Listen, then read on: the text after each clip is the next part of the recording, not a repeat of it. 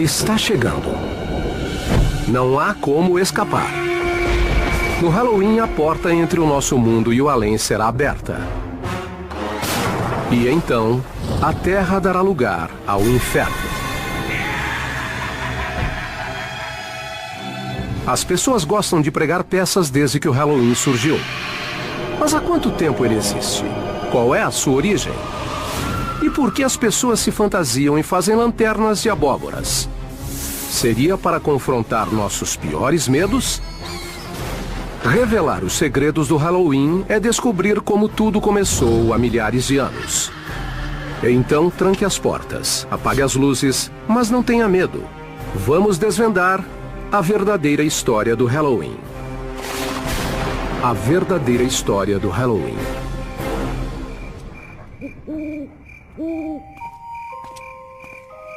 Como descrever o Dia das Bruxas sem parecer maluco? Crianças mascaradas batem à nossa porta e nos ameaçam. Em troca, nós lhes damos doces. Mas por quê? Por que esculpimos rostos em abóboras e colocamos velas dentro delas? E por que enfeitamos a casa com tumbas e caixões? A verdade é que sentimos grande prazer em assustar uns aos outros e matar de medo. No Halloween você é outra pessoa, serve para sair de sua própria pele. E acho que toleramos isso porque sabemos que é só por uma noite.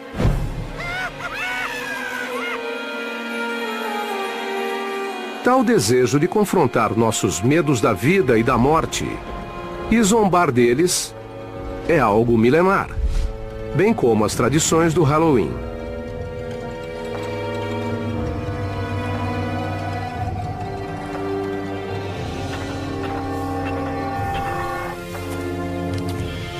Quando o Halloween teve início?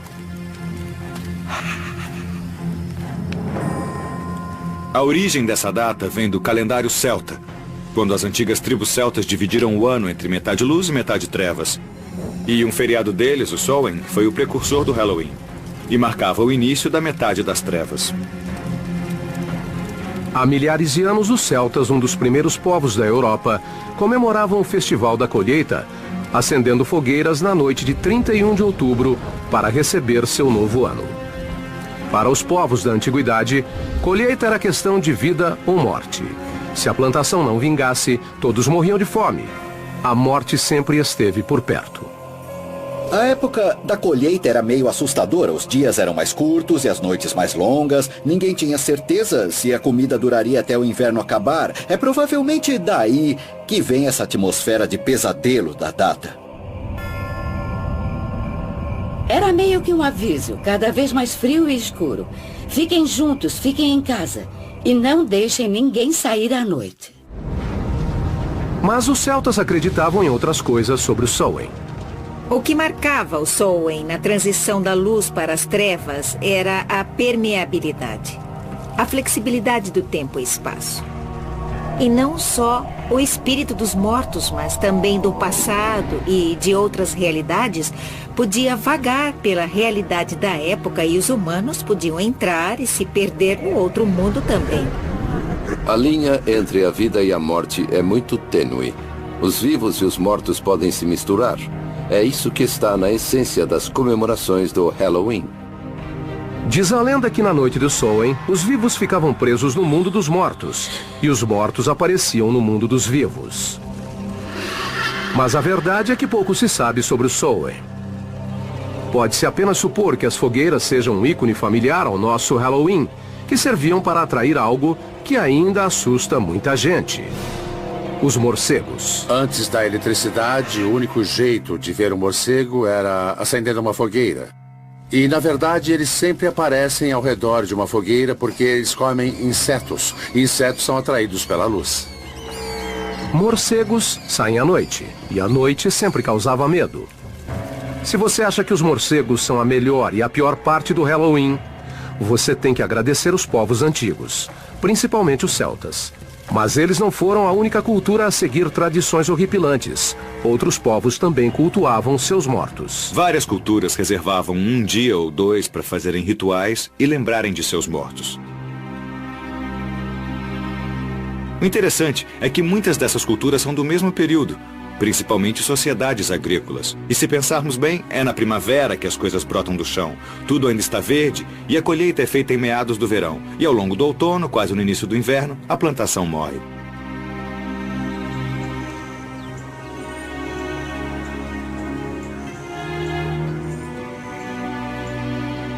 Mas como essa antiga tradição sobreviveu à era moderna? Na cultura ocidental, entre todos os povos, ela foi cultivada principalmente pelos cristãos. Em uma estranha mudança de rumo, com o desenvolvimento do cristianismo, eles adotaram e modificaram tradições folclóricas ao invés de criarem suas próprias. Assim era muito mais fácil converter os pagãos. Um dos festivais pagãos mais importantes a passar por uma remodelagem foi a Lemúria, festival em que se acalmava o espírito dos mortos e culminava no dia 13 de maio. De todas as celebrações aos mortos do calendário romano, a Lemúria era a mais assustadora. Nesse evento, as chamadas larvas, ou fantasma dos mortos, apareciam para aterrorizar os vivos. Para acalmar os mortos, os romanos despejavam leite nos túmulos ou deixavam pequenos bolos como oferta. Em 609 da era cristã, a igreja incorporou a Lemúria e transformou o 13 de maio no Dia de Todos os Santos. Data em homenagem aos principais mártires do cristianismo. A instituição da data foi uma tentativa de cristianizar um festival pagão e, ao mesmo tempo, manter a essência de uma comemoração tão antiga. A versão cristã da Lemúria agradou tanto que os líderes da igreja tomaram uma decisão que levou ao surgimento do Halloween. Eles transferiram o Dia de Todos os Santos para o primeiro dia de novembro, um dia depois das comemorações do Samhain pagão. Como caía na noite de 31 de outubro, véspera do Dia de Todos os Santos, as pessoas começaram a chamar o Samhain de All Hallows Evening, ou Noite de Todos os Santos em inglês. O nome foi abreviado para All Hallows Eve e finalmente para Halloween. Para demonstrar controle, a igreja se adiantou e criou um feriado em homenagem não só aos mártires, mas a todos os cristãos mortos. Assim, 2 de novembro virou o Dia de Finados, feriado sancionado pela Igreja Católica. Foi muito importante para o Halloween, porque é onde se retoma a associação com os finados e com a morte e com o sobrenatural. Então, agradeça a Igreja Católica pela natureza assustadora do Halloween. Mas espere, ainda tem mais. A Igreja também ajudou a estabelecer a tradição do doce ou travessura. Tudo começou em um dia de finados na Idade Média, quando padres pediram aos fiéis que rezassem pelas almas presas em um mundo intermediário que eles chamaram de purgatório. O purgatório não era um lugar agradável, não era horrível como o inferno, mas era igualmente assustador. E as almas também sofriam lá. Felizmente, os fiéis podiam interceder. Era só rezar pelas almas do purgatório. Mas como tirar as almas do purgatório? De acordo com a Igreja Católica, se os fiéis rezassem o bastante, poderiam mandar uma alma para o céu.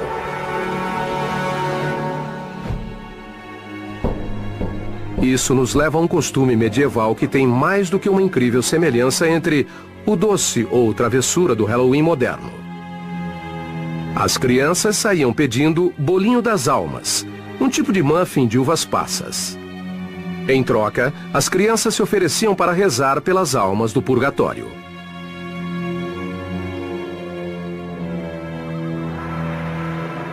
Tal precursor do doce ou travessura se tornou uma obsessão para os cristãos da era medieval, bem como outra característica essencial do Halloween: as bruxas. Na Idade Média fazia total sentido acreditar que existiam bruxas e demônios. E se existissem, seriam eles os responsáveis pelas coisas ruins do mundo. Fazia sentido caçá-los e acabar com eles. Era assim que viam o mundo. Uma histeria coletiva no século XVI ajudou a confirmar a aparência das bruxas, que para muitos é o ícone do Halloween. Geralmente mulheres, as bruxas eram vistas como ajudantes de Satã. Elas eram algo como curandeiras, e as lendas foram passando oralmente ao longo das gerações. Até que, em algum momento, isso começou a levantar suspeitas entre os religiosos com quem conviviam. Muitos dos símbolos associados a essas mulheres, que geralmente viviam sozinhas e deviam ser meio excêntricas, se tornaram símbolos associados à bruxaria. À medida que cada vez mais mulheres eram acusadas de bruxaria, seus utensílios de cozinha ganharam dimensões sinistras e se tornaram ícones do Halloween. Até mesmo algo mundano como uma vassoura passou a ser instrumento de maldade, bem como meio de transporte. Outro item presente nesse imaginário era o utensílio em que elas faziam malignas poções: o caldeirão. O caldeirão era um utensílio comum, algo que todo mundo tinha em casa na Idade Média. Era um utensílio básico de cozinha. Já o chapéu pontudo é uma variação de um chapéu da mulher do campo da era medieval. E claro, tem o traiçoeiro e misterioso companheiro de olhos brilhantes, o gato. Não surpreende que os gatos sejam associados a bruxas e ao Halloween. Eles são meio enigmáticos. Não dá pra saber o que se passa na cabeça deles. Além disso, ficavam perto do fogão a lenha e das vassouras, e por isso são associados à bruxaria e também ao Halloween. Gatos pretos e bruxas, tumbas e fantasmas. Os elementos do maior e mais assustador festival dos Estados Unidos começavam a tomar forma. Tais ícones logo ganhariam o resto do mundo e ajudaram a criar a mística que conhecemos até hoje.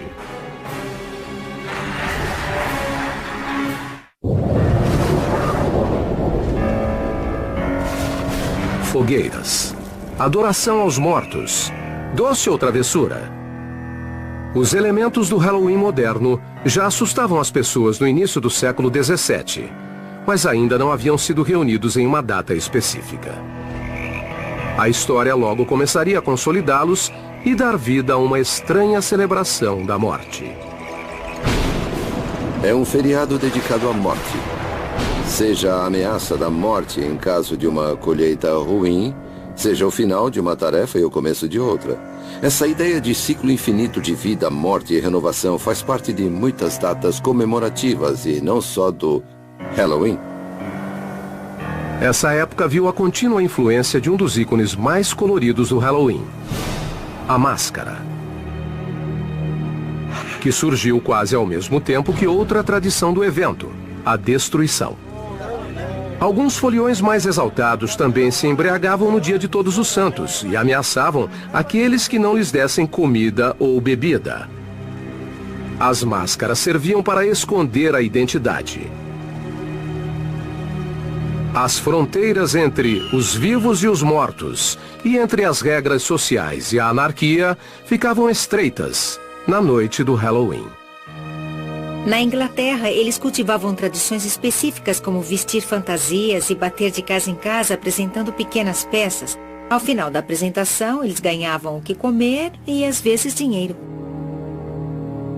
Seria um doce ou travessura? Não exatamente, mas a semelhança é evidente. Na Inglaterra do século XVII, muitos desses costumes aconteciam somente nas áreas rurais. Mas logo ganharam força na cidade graças a um terrorista católico chamado Guy Fawkes. Em 5 de novembro de 1605, Fawkes tentou explodir o parlamento inglês usando 36 barris de pólvora. Guy Fawkes foi julgado, condenado e enforcado. Segundo a lenda, seu corpo foi drenado e esquartejado e os pedaços foram lançados ao fogo. No ano seguinte, no aniversário do fracasso do plano, as crianças de Londres zombaram da memória de Guy Fawkes, promovendo o caos nas ruas, saindo em desfile, pedindo prendas e acendendo fogueiras. Hoje, na Inglaterra, esse é chamado o Dia de Guy Fawkes, ou a Noite da Fogueira. O dia de Guy Fawkes é em 5 de novembro, bem perto do dia de Halloween. E grande parte da energia concentrada no Halloween vinha do dia de Guy Fawkes. Embora ainda não fosse Halloween, todas as características estavam ali. Crianças e adultos aproveitando a escuridão para se soltarem. Será que essa forma de celebração pagã conseguiria atravessar o Atlântico e macular o santuário do Novo Mundo? Não, se os puritanos chegassem antes. Os puritanos criavam sua visão de mundo inspirados na Bíblia. E na Bíblia você não encontra apenas Deus, mas o mal, os demônios, anjos, todo tipo de entidades sobrenaturais. E é nisso que eles prestavam atenção. Nas forças maléficas, na maldade. Para os puritanos da Nova Inglaterra, o sobrenatural era uma terrível força do mal, e não apenas uma inofensiva superstição que inspirou um feriado. Apesar do esforço para matar a tradição do Halloween, alguns adeptos da comemoração do dia de Guy Fawkes desembarcaram na América. Outros colonizadores toleravam e até aceitavam as tradições que os puritanos tanto temiam. E assim, foram plantadas as sementes do evento que logo se tornaria o Halloween americano. Encontramos fragmentos aqui e ali, pessoas celebrando ou fazendo festas à fantasia, mas é muito difícil apontar com certeza o que deu origem às festividades de Halloween.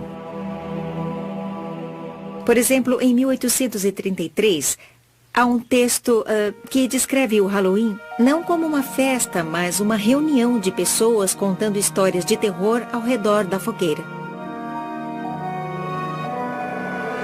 Até que uma característica assustadora, a figura do espírito ou fantasma, se juntaria a bruxas e esqueletos em uma macabra dança de Halloween. Em meados do século XIX, os Estados Unidos ganharam uma data muito mais estranha. Depois de 4 longos anos de guerra civil que terminaram em 1865, com mais de 500 mil de mortos. Havia tantos indigentes, tantos corpos irreconhecíveis nos campos de guerra civil, que o país ficou obcecado pela morte. Grande parte dos soldados foi enterrada sem identificação. Ninguém sabe o que aconteceu com eles. E a população achava que eles poderiam voltar, que talvez não estivessem mortos. Faz sentido pensar que as pessoas contavam histórias de fantasma. E as primeiras histórias desse tipo eram sobre soldados que voltavam para casa. Foi nessa época que o Halloween teve início nos Estados Unidos. Depois da Guerra Civil, quando imigrantes escoceses e irlandeses levaram seus costumes rurais do velho para o Novo Mundo e ajudaram a estabelecer tradições de Halloween genuinamente americanas. Os escoceses não achavam essa noite tão medonha assim. Naquela época, a figura do bicho-papão ainda nem existia. O bicho-papão era a denominação geral para uma entidade amórfica que assustava crianças. Se escondia embaixo da cama, batia na janela e ficava à espreita em cercas e portões. As crianças acreditavam que o bicho-papão morava no portão e que na noite de Halloween, quando elas cruzassem aquele portão, ele estaria sentado ali esperando para pegá-las. A lanterna de abóbora, marca registrada do Halloween, também começou como uma tradição europeia. Mas a primeira versão não foi esculpida em uma abóbora. Existe uma lenda sobre um homem apelidado de Jack Miserável. Jack era um encrenqueiro e foi um homem tão ruim que conseguiu ser expulso do inferno, o que não é muito fácil de conseguir. Mas o diabo teve pena dele e lhe deu uma brasa de carvão tirada do fogo do inferno, para que ele se guiasse. Jack pegou a brasa, colocou dentro de um nabo sem miolo e saiu andando por aí. Foi assim que surgiu a lenda de Jack e a lanterna. Em uma antiga tradição europeia, crianças esculpiam lanternas em nabos e colocavam velas dentro deles. A primeira referência da lanterna de abóbora nos Estados Unidos vem de Nathaniel Hawthorne, que em Histórias Contadas 2 Vezes descreve um casaco velho, cheio de furos, que quando colocado contra a luz brilha igual a lanterna de Jack Miserável. A tradição da lanterna foi modificada nos Estados Unidos. O nabo do Velho Mundo foi substituído pela abóbora, grande e macia. E o Halloween finalmente ganhou a sua marca registrada. Na época da Guerra Civil, a prática de entalhar abóboras com expressões faciais já era conhecida. O Velho Mundo usava um tubérculo duro e pequeno, que o Novo Mundo substituiu por uma vistosa e redonda abóbora. A colheita de abóboras geralmente acontecia na época do Halloween, e as crianças perceberam que a lanterna podia ser uma ótima ferramenta para pregar peças na noite de Halloween. As crianças viram como era legal fazer lanternas. Era só pegar uma abóbora, tirar o miolo e colocar uma vela dentro. Depois espetavam um cabo nela, cobriam com um lençol e saíam por aí assustando. Ver uma figura dessas pela janela é algo que dá muito medo. A lanterna de abóbora se tornou o rosto do Halloween. Além disso, os imigrantes escoceses e irlandeses levaram para a América uma mistura de brincadeira e vandalismo na prática de jogar pedra nas casas. No Halloween, no início do século XX, a juventude americana esperava ansiosa por uma noite cheia de confusões e enrascadas.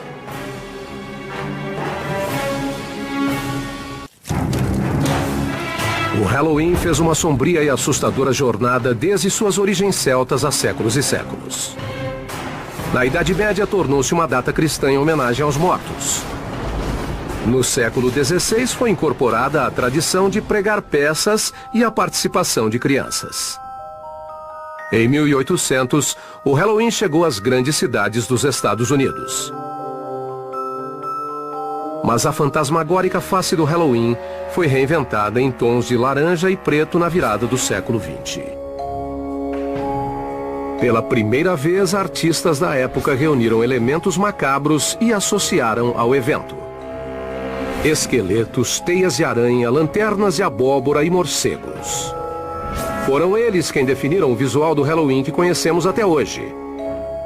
Entre esses ícones estão os fantasmas de lençóis brancos. Aquele lençol que os fantasmas usam vem da mortalha, o pano em que os cadáveres eram enrolados para serem sepultados. E a lanterna de abóbora.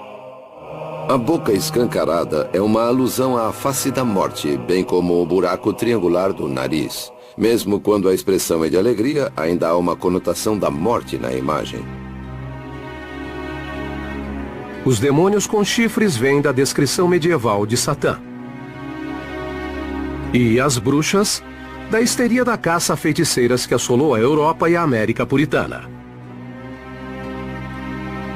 As bruxas se tornaram populares na primeira parte do século XX e foram incorporadas ao Halloween de forma natural. Mas houve uma mudança na maneira com que as bruxas eram retratadas. No século XIX, elas pareciam velhas, tinham um nariz enorme e aquela verruga peculiar. Já as bruxas do século XX eram um pouco mais bonitas.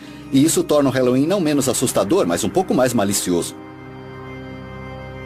E além de modernizar antigas tradições, o Halloween também criou novos costumes, embora mais macabros.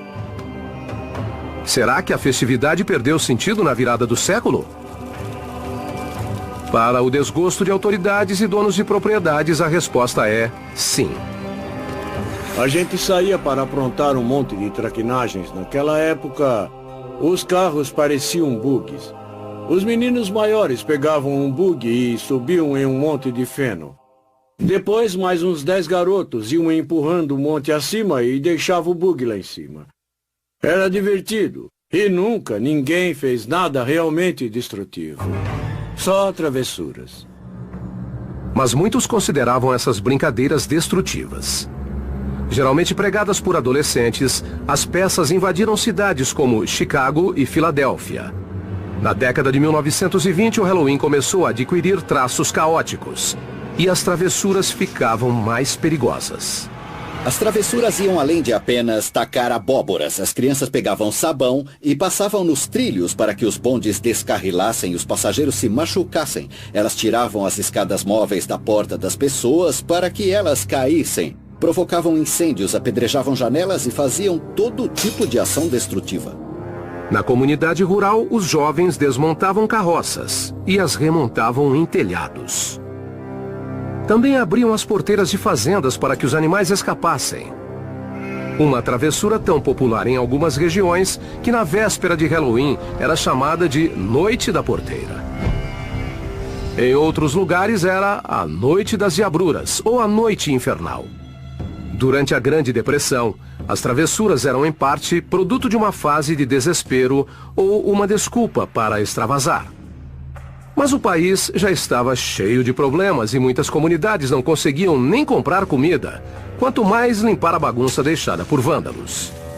O Halloween de 1933 foi apelidado pelos jornais de Halloween Negro, por causa da destruição que muitas cidades sofreram.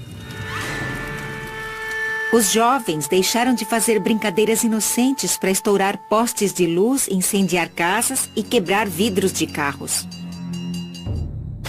Para continuar existindo, o Halloween teria que passar por mudanças. Escolas, departamentos de polícia e outros grupos civis promoveram com consciência e pulso firme a ideia de um Halloween mais tranquilo. Os grupos inventavam vários tipos de atividades para divertir as crianças. Festas nas ruas, concursos de fantasia, jogos. Tudo para evitar que elas vandalizassem e voltassem a se divertir. Empresas como a Denison e a Bristol também contribuíram com a causa civil. A Denison lançou uma série de livros temáticos chamada Boogie Books, que ensinava maneiras de transformar o Halloween em uma noite mais festiva e menos violenta. A Denison foi uma das primeiras empresas a perceber que o Halloween podia ser muito lucrativo. Os produtos temáticos que eles lançavam eram vendidos no varejo em drogarias de todos os Estados Unidos. Eles também foram pioneiros no lançamento de máscaras e fantasias de papel. Era a primeira vez que fabricavam roupas especialmente para a ocasião do Halloween. Antes disso, as fantasias eram feitas em casa. Quando eu era criança, não existia fantasia de Halloween como existe hoje. A gente vestia um casaco com jeans ou uma roupa mais surrada e ninguém saía para comprar uma vestimenta especialmente para a ocasião. A gente dava um jeito de se vestir e chamar a atenção. Apesar de sofisticadas e muito mais modernas que a versão caseira, as fantasias de papel tinham suas desvantagens. Infelizmente, as roupas eram inflamáveis. E, pesquisando, fiquei surpreso com o número de notícias da época sobre fantasias que pegaram fogo. Outras empresas logo entraram no ramo de fantasias infantis para o Halloween e começaram a produzir peças mais duráveis. A Sears começou a vender fantasias por volta de 1930 e não parou mais. As fantasias eram inspiradas em coisas engraçadas e até personagens de radionovelas.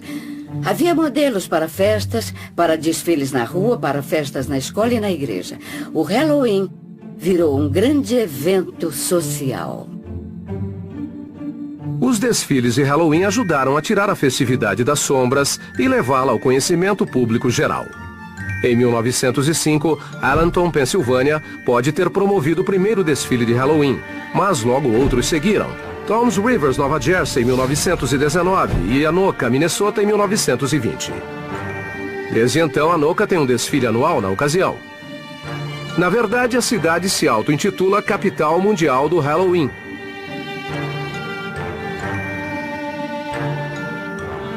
Todos os esforços locais para acabar com o vandalismo deram certo, mas o Halloween ainda precisava de uma tradição mais sólida. O que não demorou em acontecer, embora a nova tradição fosse a variação de um antigo tema.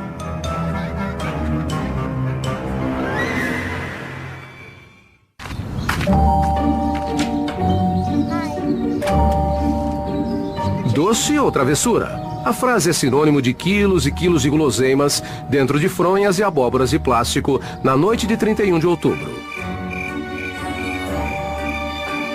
Embora seja uma tradição milenar, a frase doce ou travessura não tem mais que 100 anos de existência.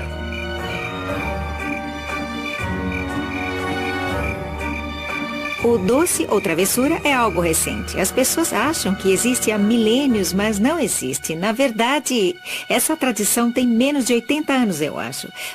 A expressão surgiu quando as brincadeiras violentas eram muito difundidas nos Estados Unidos no século XX. Em algum momento, alguém teve a brilhante ideia de subornar esses arruaceiros. Para não serem vandalizadas, as pessoas subornavam as crianças com doces caseiros, como pirulitos de pipoca e maçãs do amor. Em 1939, a frase e o costume ganharam seu lugar na comemoração. Doris Hudson Moss publicou um artigo na revista American Home, contando que ela deu uma festa de Halloween para as crianças do bairro e que ela ofereceu doces e ninguém pregou peças nela. Deu tudo certo. A nova tradição pedia novos tipos de doces, além das gostosuras caseiras como balas e pipoca. O comércio deu espaço para doces embalados como amendoim com doce de leite, casquinhas recheadas e o bom e velho chocolate Hershey's. Doce foi o remédio para acabar com a violência no Halloween. E era o momento certo de uma data revisitada ganhar Hollywood. Eles chegaram.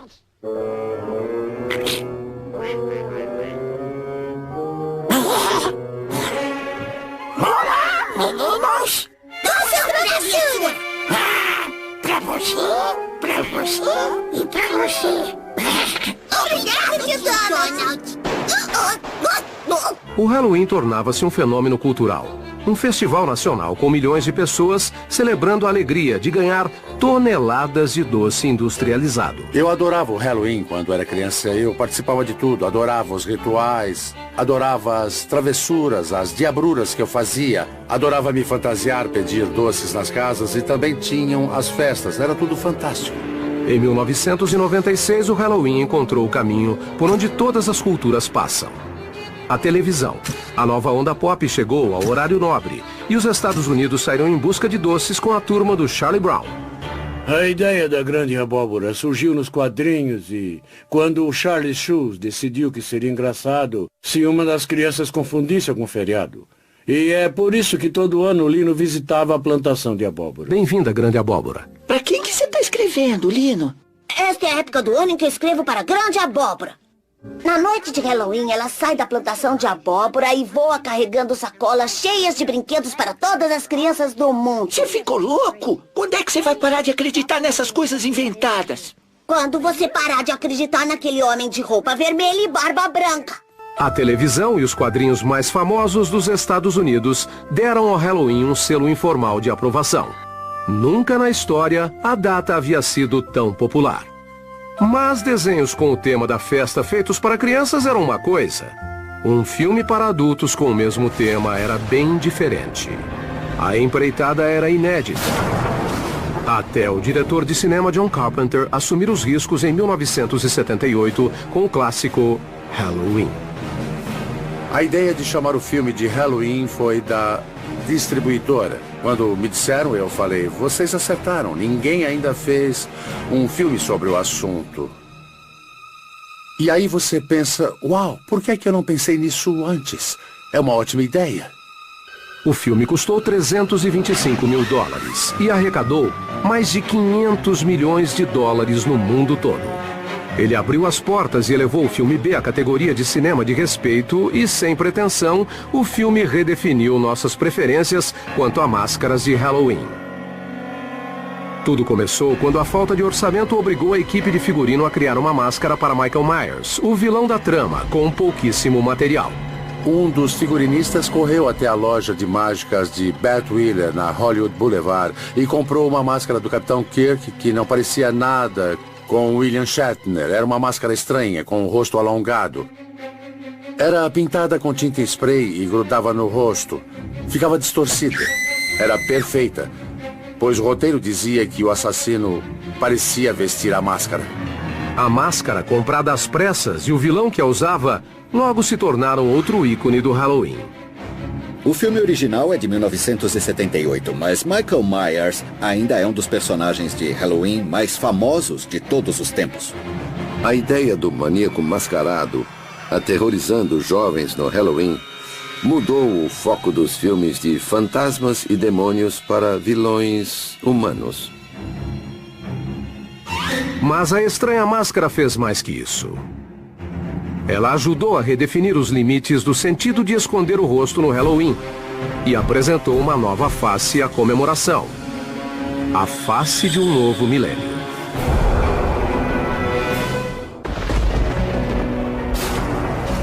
Durante séculos, foliões usaram máscaras e fantasias para esconder a identidade. Hoje, trata-se de um negócio multimilionário. A Halloween Towns, em Burbank, Califórnia, é a mais famosa das lojas temáticas. Funciona o ano todo e atende com satisfação clientes que precisam se disfarçar. Inauguramos a loja há 10 anos e queríamos fazer algo especial, então decidimos abrir o ano inteiro. Uma loja permanente, com um ambiente assustador e produtos de qualidade. Isso deixa os clientes com vontade de fazer compras de Halloween. A loja está repleta de produtos temáticos, mas o carro-chefe da Halloween Towns é a máscara. Temos dezenas de máscaras. Temos as melhores máscaras de zumbis e de palhaços. Máscaras e fantasias sempre foram ótimas desculpas para se liberar, para mudar de comportamento. E uma festa como Halloween, em que todos se fantasiam, é mais do que perfeita. Quando eu era criança, adorava máscaras, mas as lojas locais geralmente vendiam umas máscaras de plástico mole que logo perdiam a forma. Com o passar do tempo, a brincadeira virou uma forma de arte e os técnicos gastam horas modelando e pintando. Hoje é possível comprar um modelo de qualidade similar às máscaras do cinema. E disso Wayne Todd entende. Ele é técnico de efeitos especiais de grandes estúdios. Nossos clientes exigem produtos de altíssima qualidade e fazemos o máximo para satisfazê-los. Temos fantasias finas, coletes e todo tipo de acessório que não se encontra em qualquer lugar. É nossa especialidade. Seja lá o que você procura, a gente tem. As modernas máscaras e fantasias de hoje são muito diferentes dos demônios, bruxas, esqueletos e fantasmas genéricos dos anos 60. Foi nessa época que o figurino do Halloween começou a mudar. Hollywood influenciava o que as crianças vestiam, transformando-as em seus personagens de TV e cinema prediletos. Hoje, essa tendência virou uma obsessão. Franquias como A Hora do Pesadelo, Pânico e Halloween inspiram uma crescente legião de crianças vestidas para matar. Vestir a máscara do assassino do fantasma do esqueleto dá à criança uma sensação de poder e segurança. Pois o monstro não pode te pegar se você for o monstro naquele instante. Máscaras de maníacos fazem parte dos costumes em evolução. A única regra hoje é que não existem regras. A inspiração vem da cultura pop, religião, política e por aí vai. E cada vez mais, quem se esconde atrás delas não são crianças, mas adultos. O Halloween se tornou uma festividade adulta e provavelmente esse não era o caso 50, 60 anos atrás. É evidente que esse é um dia em que as pessoas podem ser quem geralmente não são. Elas se escondem atrás de uma máscara, usam roupas que nunca usariam no resto do ano e se divertem com isso. A verdade é que o Halloween do século XXI é uma festa mais dedicada a adultos que dedicada a crianças. Adultos que comemoravam quando crianças sentem muita saudade do Halloween. E o Halloween foi mudado e virou uma comemoração para adultos. A indústria do Halloween satisfaz todos que quiserem entrar no espírito da celebração, com festas temáticas em locais como casas assombradas. Há 50 anos, quando alguém não tinha mais idade para pedir doce ou fazer travessura, ficava em casa dando docinho para as crianças. Não tinha muito o que fazer. Hoje a indústria de entretenimento temático é enorme. Existem cerca de 4.000 festas em casas assombradas nos Estados Unidos todos os anos.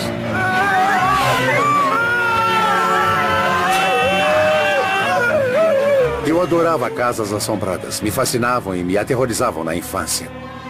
Mas as casas assombradas não são o único lugar em que os adultos podem ir no Halloween. Em festas como o desfile de Halloween de Greenwich Village, em Nova York, e o carnaval no Halloween, em West Hollywood, a comemoração ganha ares um pouco mais loucos e maliciosos.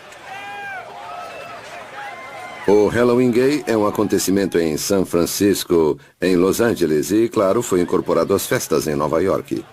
Mas o que atrai é essa ideia de virar o mundo do avesso e ser quem você nunca foi ou gostaria de ser.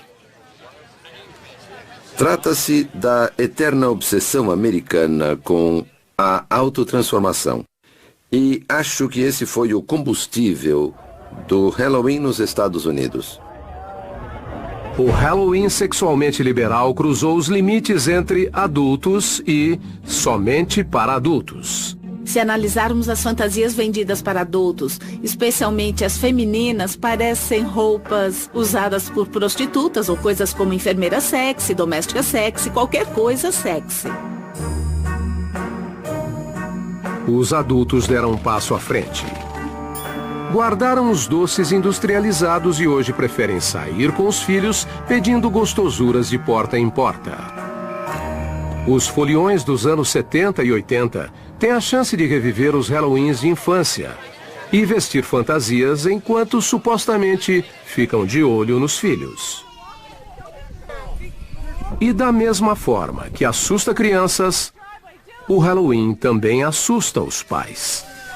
Eles têm medo de mandarem os filhos para um mundo hostil, cheio de balas envenenadas e maçãs recheadas de lâminas.